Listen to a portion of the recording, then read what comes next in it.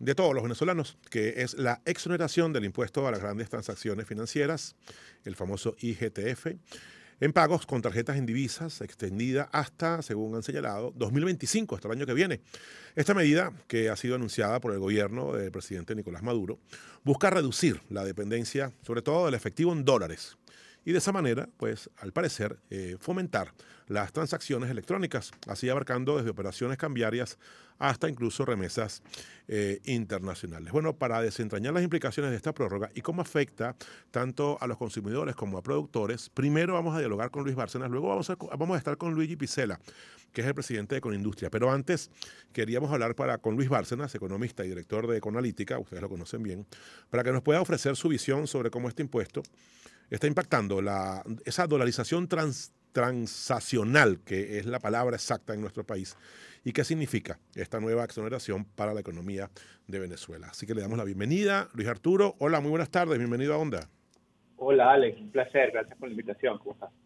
Bueno, preguntarte cómo ha influido el impuesto en la dolarización de esas transacciones en Venezuela y Sí, qué cambios esperas ver con esta nueva exoneración para el 2025. sí, sí, bueno, ciertamente en general el impuesto a las transacciones en dólares en Venezuela, digamos, ha impactado de forma adversa, ¿no? Bueno, no solo en general este impuesto, sino en general todo el esquema impositivo al cual se someten las empresas en el país, ¿no? Que de hecho ha sido una de las cosas, y que probablemente Luis lo va a destacar, una de los aspectos que siempre señalan las empresas como limitantes en el accionar de estas, ¿no? En las transacciones del país. Y básicamente este impuesto es particularmente costoso porque es lo que llamamos un impuesto regresivo, ¿no? ¿Qué quiero decir con esto? Que impacta a un gran número de procesos dentro de la cadena productiva de cualquier negocio, ¿no? Cada vez que uno paga en dólares, cada vez que pagas un insumo, cada vez que pagas un suministro, cada vez que pagas un servicio, tú como empresa, tú como hogar tienes que pagar este impuesto, ¿no? Salvo si entras en estas exoneraciones, que vale la pena decir, Alex, que no es la primera vez que se emiten, ya es, si no mal me equivoco, es la tercera vez que se renuevan estas exoneraciones, ¿ok? Ujú. Y en donde básicamente, tú bien un poco lo planteabas, de alguna manera se busca que estas transacciones, por decirlo de alguna forma, informales, o las transacciones que más se hacen en divisas, que son las transacciones con dólares en efectivo, sean de alguna forma afectadas, ¿no? Porque tú de alguna manera dices, bueno, más allá de que seas una gran empresa, o seas una persona natural, o seas una pequeña empresa, si haces transacciones con divisas en efectivo vas a pagar un impuesto, mientras que si lo haces a través de la banca nacional o a través de una tarjeta de débito con cargo a tu cuenta en Mm. divisas aquí en Venezuela, no lo pagas, ¿no? Entonces eso un poco apunta a eso. Y un poco también va a no perjudicar algo tan trascendental para muchos venezolanos, que es la remesa. ¿Ok? En la medida que las personas les exoneres el pago de impuestos conforme reciban remesas, estas personas, sobre todo las personas de estratos más pobres de la población, van a recibir esto como ayuda, ¿no? Ahora, no hay que dejar de lado, y con esto concluyo rápidamente, que no basta con eso para que Venezuela no deje de lado el dólar como medio de intercambio, sobre todo el dólar efectivo, debido a que muchas personas no disponen cuentas ni aquí en el exterior en divisas, y es una forma mucho más fácil de hacer transacciones, ¿no? Y creo que en ese sentido los venezolanos están dispuestos a asumir el costo de un impuesto con tal de seguir usando divisas en efectivo, ¿no? Y eso es lo que ha hecho Sí. parte de la población. Fíjate, a mí y a la mayoría de la gente, no nos cobran el impuesto cuando pagamos en efectivo. O sea, la gente está cobrando el impuesto en efectivo cuando pagas en efectivo. Eso no promueve el uso del efectivo. Hay una cantidad de gente que anda, bueno, como dicen, con mal hablado, la macolla en dólares en el bolsillo, ¿no? Y pagando en dólares en cualquier lugar y en cualquier esquina, y ya no se cobra prácticamente ese impuesto. Es decir, cuando es en efectivo, me refiero, ¿o me Pero equivoco? pasa también lo contrario, ¿vale? O sea, se cobra cuando no se debe cobrar. O sea, digamos que el tema de la dolarización en Venezuela se ha vuelto tan, digamos, a una forma, decirlo, tan caótico o tan desordenado, ¿ok? Entonces, tú solamente autorizaste en un momento dado, a partir del 2019, las transacciones en divisa en el país, ¿no? Pero Ujú. nuestra moneda de curso legal sigue siendo el bolívar, Hmm. ¿no? Y de hecho, en parte, el impuesto logró a sus inicios hacer que muchas empresas usaran el bolívar de manera momentánea en mayor grado, ¿no? ¿Ok? Ujú. Y hoy en día el bolívar, aunque no lo creamos, aunque no lo veamos, pesa de manera importante en las transacciones del país. Pero, digamos, tú has dicho algo que es fundamental, y es un poco lo que te hablaba en cuanto a lo desordenado, es que hay transacciones en divisa que cuando tú vas al supermercado no te las cobran, no te cobran el IGTF, pero hay veces que tú vas a un negocio, ¿ok?, formal, que emite facturación, que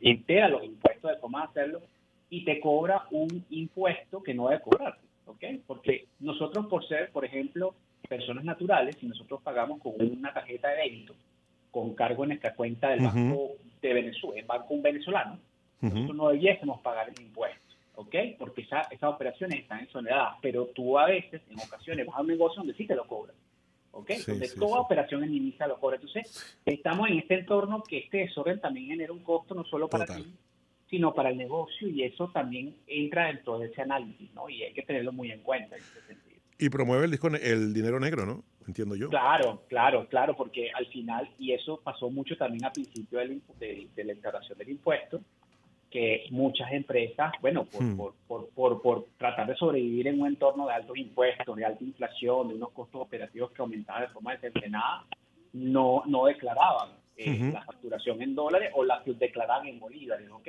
Pero eso ha cambiado un poco, Alex, lamentablemente. Digo lamentable porque sigue siendo un costo para la empresa. Claro. Las empresas han tenido que declarar parte de esto con tal de que no venga el ente regulador, no se vean sometidas a procesos legales que son costosos, y las empresas han preferido, digamos, a enfrentar ese costo del impuesto con tal de no enfrentar la multa, por ejemplo, ¿no? Ese es el punto en esa parte. Estamos conversando con Luis Bárcenas, Luis Arturo Bárcenas, economista y director de Econalítica, acerca de esa exoneración del pago del impuesto de las grandes transacciones financieras que se ha extendido hasta el año 2025.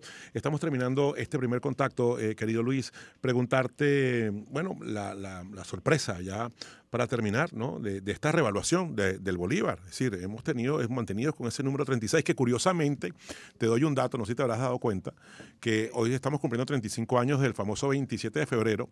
Bueno, el 27 de febrero de 1989, el cambio eran 36 bolívares por dólar. Exactamente la misma fecha. Qué curioso, ¿no? Algo así pasó durante el 22, cuando el tipo de cambio llegó a 4.30, y en ese momento ya estaba muy similar a aquel tipo de cambio que veíamos a inicio del 2000, cuando iniciaba el control cambiario. O sea, de verdad que Venezuela tiene estas particularidades, ¿no? Sí. Mira, algo muy rápido respecto a lo que me preguntas, hay que ver con muchos ojos porque ese tipo de cambio está como está, ¿no?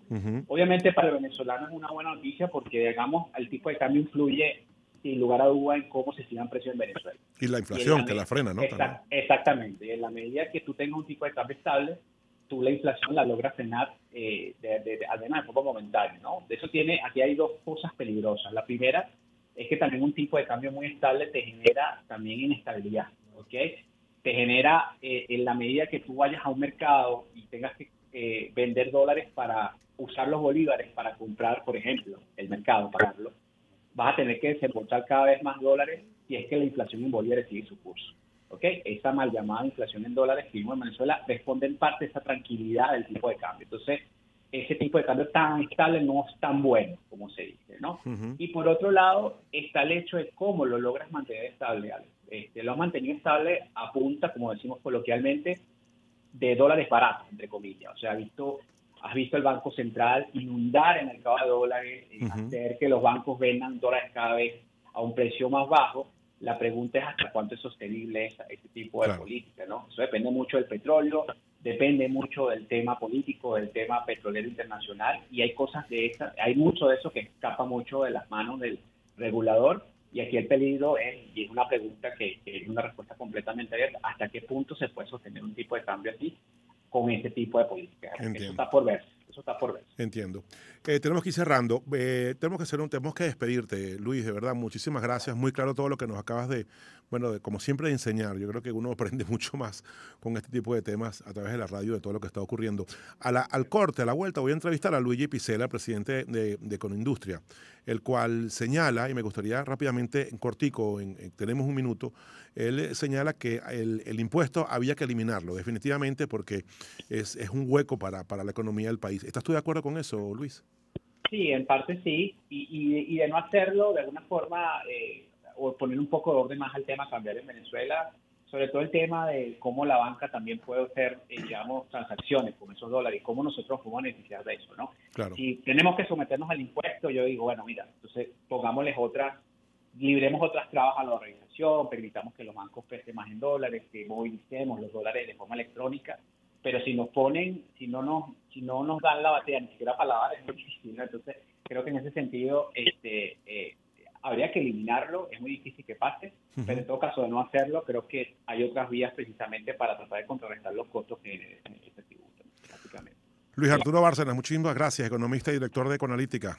Un abrazo grande. Igualmente, saludos. Gracias. Vamos rápidamente con publicidad.